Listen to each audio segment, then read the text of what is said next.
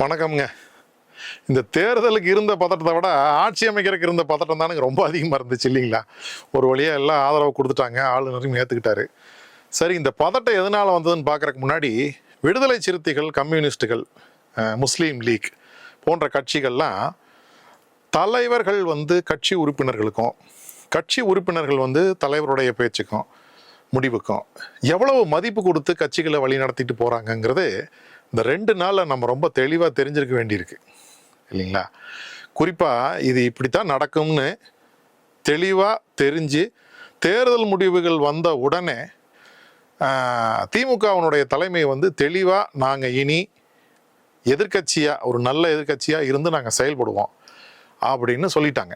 சரி, விடுதலை சிறுத்தைகள், கம்யூனிஸ்டுகள், முஸ்லீம் லீக்கு இதெல்லாம் கிட்டத்தட்ட 3 நாளைக்கு மேலே காலம் தாழ்த்தியதுக்கான காரணம் என்னென்னா, இது இந்த அரசியலுக்கு புதிதாக வந்திருக்கக்கூடிய யாருக்கும் இது புரியறதுக்கு வாய்ப்பு இல்லைங்க. ஏன்னு கேட்டிங்கன்னா, தாவேகாவில் இருக்கிறவங்க புதியவர்கள் வாட்ஸ்அப்பில் செய்தி அனுப்பியோ, அவங்க அலுவலகமெல்லாம் தேடி போயிட்டு ஆதரவு கேட்கணுமா என்ன, அவங்களா வரமாட்டாங்களா என்ன அப்படின்னு மிக மரியாதையோடும் அவங்கள எதிர்பார்த்து காலம் தாழ்த்தியது ஒரு 1.5 நாள் போயிடுச்சுன்னு வச்சுக்கோங்களேன்.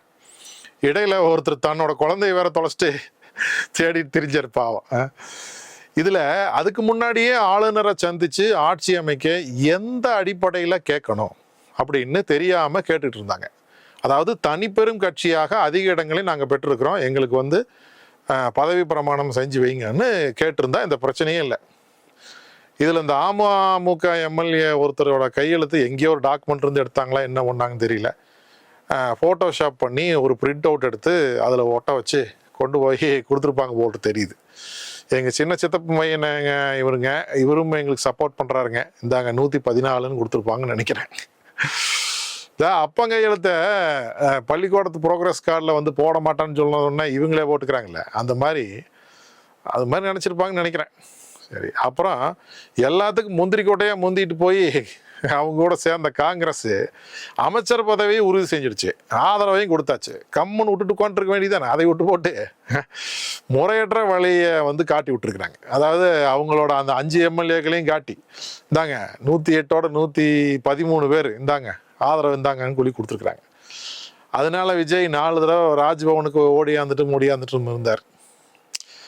நீங்கள் ஒன்று உத்து கவனிக்கணும், தாவேகா ஆட்சி அமைக்க ஆதரவு அளிச்சிருக்கிற திமுக கூட்டணியில் இருக்கிற கட்சிகள், தலைவர்கள், அவங்கள தவிர வேற உறுப்பினர்கள் யாரும் அங்கொன்னும் இங்கொன்னுமா பேசிட்டு வடக்கையும் தெற்கையும் தெரியல. நல்லா பார்த்துருப்பீங்க. அந்த கட்சி தலைவர்கள் மட்டும்தான் பேசினாங்க.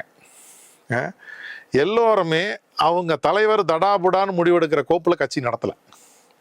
கட்சி உறுப்பினர்களும் தொண்டர்களும் பார்த்தீங்கன்னு வச்சுக்கோங்களேன், அவங்க எப்படி அடுத்த முயற்சியில் எப்படி கொண்டு போக போகிறாங்கங்கிறத புரிஞ்சுட்டு அவங்க செயல்படுறாங்க. இதில் என்ன நன்மை வரும், எது சிரமமாக இருக்குன்னு பலவாறு ஆராய்ந்து எல்லாருடைய ஒப்புதலையும் பெற்ற பிறகு இந்த முடிவுக்கு அவங்க தலைவர்கள் வந்திருக்கிறாங்க. அதுக்கு நேரமாகும் இல்லைங்களா? ஏன்னா கூட்டத்தை கூட்டணும், எல்லாரும் வரணும். குறிப்பாக நானே சில ஆண்டுகளில் பார்க்குறேன், மாதத்துக்கு 1 நாள் 2 நாள் திருமாவளவன் அவர்கள் ஆன்லைன்லேயாவது அவங்க கட்சி கூட்டத்தை கூட்டிடுறாருங்க. எங்கே போனாலும் ஒரு நல்லது கெட்டதுக்கே போகிறாருன்னு வச்சுக்கோங்களேன், உடனே என்ன பண்ணுறாருன்னா எங்கே போயிருக்கிறாங்கிறதையே அடிமட்டன் தொண்டன் வரைக்கும் ஃபேஸ்புக் லைவில் காட்டிடுறாரு. இப்போ பார்த்தீங்கன்னா அடிக்கடி அவர் சப்ஸ்கிரைப் பண்ணியிருந்தீங்கன்னா தெரியும், திருமாவளவன் ஆன் லைவ்னு வரும். அந்த ஒழுக்கம் இருக்கிறதுனால தான் அவங்க முடிவு எடுக்கிறதுக்கு பொதுவாகவே நேரம் அதிகமாகுங்க. ஆனால் இந்த காங்கிரஸ் இதில் முற்றிலுமே வேறுபட்ட ஒரு கட்சியாக இருக்குது. காணாத நாய் கருவாட்டை கண்ட மாதிரி ஒரு ஆட்சியில் பங்குன உடனே ஓடி போய் நாக்க தொங்க போட்டு நின்றுக்கிறாங்க. இத்தனை நாள் இவங்களை நம்பி ஒன்றிய அரசின் மாற்றாக இவர்கள் சமூக நீதியை நிலைநாட்டுவார்கள் நம்ம நினச்சிட்டு இருந்ததுக்கு நம்மளுக்கே வெக்கமாக இருக்குது. சரி, அது ஒருத்தங்க கூட ஒழுங்காக இருக்கிற மாதிரி தெரியல. இப்போ இல்லைங்க, தேர்தலுக்கு முந்தைய கூட்டணியில் இருந்தே தாவேகா 40 இடங்களை ஒதுக்குறதாக சொல்லியிருந்தாங்கன்னு கேள்விப்பட்டான். அப்போ போகாமல் இப்போ தாவேகாவுக்கு மக்கள் ஆதரவு இருக்குதுன்னு தெரிஞ்ச உடனே ஓடி போய் மந்திரி சபையில் தூண்ட போட்டுக்கிறது அசிங்கமாக இருக்குது. நமக்கு அவங்களுக்கு எப்படி இருக்குன்னு எனக்கு தெரியல. சரி விடுங்க. ஆனாலும் ஒன்று, மக்கள் இதிலிருந்து தெரிஞ்சுக்க வேண்டியது என்னன்னா, விடுதலை சிறுத்தைகள், கம்யூனிஸ்டுகள், முஸ்லீம் லீக்குகள் போன்ற கட்சிகள்லாம் மனசாட்சியோடு செயல்பட்டு யார் தலைமையில நாம நின்று ஓட்டு வாங்கியிருக்கோம். மக்கள் கிட்ட போய் ஓட்டு வாங்கும்போது அந்த கூட்டணி கட்சியில் இருக்கவங்க எல்லாருமே போட்டிருப்பாங்கல்ல. அப்போ திமுக சார்பாக இருக்கவங்களும் போட்டிருப்பாங்க, அவங்க கட்சிக்காரங்களும் போட்டிருப்பாங்க. அப்போ அவங்களோட தன் கட்சி உறுப்பினர்களையும் கலந்து ஆலோசிக்காம எந்த முடிவுமே செய்யறதில்ல.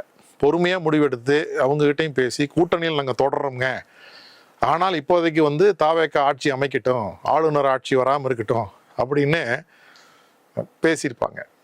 இந்த காங்கிரஸ் தொலைபேசியில் கூட பேசலையாமா. பேசாமல் ஆட்சியில் பங்குன உடனே வரட்டரும தவிட்டுக்கு பறந்த மாதிரி ஓடிட்டாங்க.